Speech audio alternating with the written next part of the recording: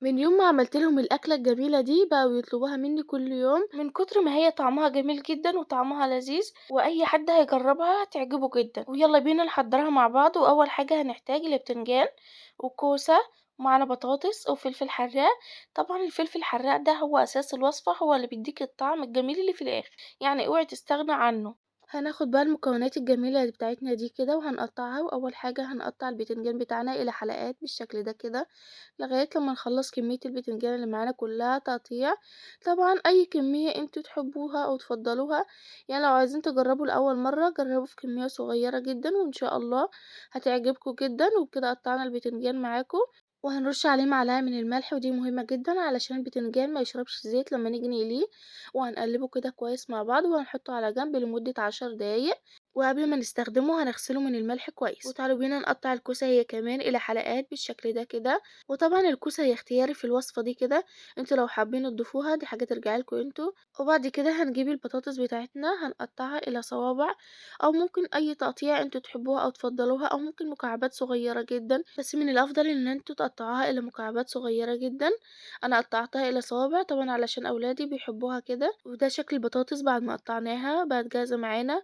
وبكده قطعنا كمية الخضار اللي معانا كلها وبقت جاهزة معانا بالشكل ده كده. وتعالوا يلا بينا نحمرهم مع بعض كده. وأول حاجة هننزل بيها في الزيت هي البطاطس. طبعا زي ما انتوا شايفين معانا زيت سخن على النار. أهم حاجة الزيت بتاعك يبقى سخن علشان البطاطس ما تلزقش كده في قعر الحلة بتاعتك أو في قعر الطاسة. فدي حاجة مهمة جدا إن البطاطس تنزل في زيت سخن. وهنقلبها كده تقليبة وهنسيبها لغاية لما تتحمر معانا وتطلع بالجمال والحلاوة دي كلها. وتاني مكون هنضيفه هي الكوسة، هننزل بيها طبعا في زيت سخن وهنسيبها لغاية لما تتحمر معانا وتطلع بالجمال والحلاوة دي كلها هي كمان. بس اهم حاجة تشيلهم كده في مصفى علشان لو في اي زيت يتصفى معاكي. وتعالوا نحمر معانا تالت مكون وهو الفلفل. هننزل بالفلفل الحراق، طبعا قلتلكوا ان الفلفل الحراق ده هو اساسي في الوصفة، وهنحمره هو كمان.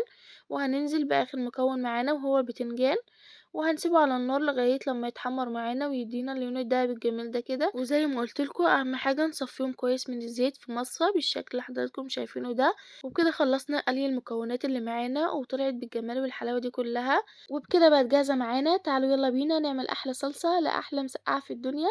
اول حاجة هنجيب حلة على النار وهننزل فيها بشوية حلوين من الزيت وهنسيبهم لغاية لما يسخنوا معانا. وهننزل عليهم بنص معلقة من التوم المفروم وهنشوحهم كويس لغاية لما التوم يدينا لون دهبي كده وجميل. وهنزل عليه بربع كوباية من الخل. طبعا الخل ده هو اساسي في الوصفة بيديكي طعم صلصة جميل جدا. وهننزل بعصير الطماطم وهنضيف الملح والكمون والشطة. طبعا زي ما قلتلكوا الوصفة لازم تكون حراقة فهو اساسي اصلا الشطة في الوصفة. وهنقلبها تقليبة وهنسيبها لغاية لما تغلي. وهنسيب الصلصة على النار لغاية لما الطماطم تستوي معانا. احنا مش عايزينها تتسبك، احنا عايزينها تستوي بس علشان لسه هتكمل سواها لما ندخلها الفرن، علشان كله يندمج مع بعضه كده وكله يستوي مع بعضه ويدينا طعم جميل في الاخر. وبعد ما الصلصة بتاعتنا تستوي هنطفي عليها النار وبكده بقت جاهزة معانا. وكل حاجة بقت جاهزة معانا. تعالوا يلا نرصهم في الصينية مع بعض. اول حاجة هتجيبوا اي صينية انتوا هتدخلوها الفرن، هتنزلوا باول حاجة معلقتين من الصلصة كده. وهننزل بالبتنجان والبطاطس والفلفل وطبعا الكوسة. وزي ما قلتلكوا الكوسة هي اختياري في الوصفة، يعني مش لازم تحطوها. وبعد كده هننزل بالصلصة والبتنجان واي مكونات موجودة عندك هتنزلي بيها وبعد كده هتنزلي بالصلصة. وبكده المسقعة بتاعتنا بقت جاهزة معانا. هناخدها بقى وهندخلها الفرن لغاية لما كله يندمج مع بعضه كده ويطلع بالجمال والحلاوة دي كلها. وبكده هتاكلوا احلى مسقعة في الدنيا. وزي ما قلتلكوا هي الكوسة اختياري بس هي بتضيف طعم جميل جدا للوصفة. جربوها وان شاء الله هتعجبكم جدا وبألف هنا ليكم. واستنونا مع فيديوهات احلى واحلى مع بيت الخير واشوفكم في فيديو جديد ان شاء الله.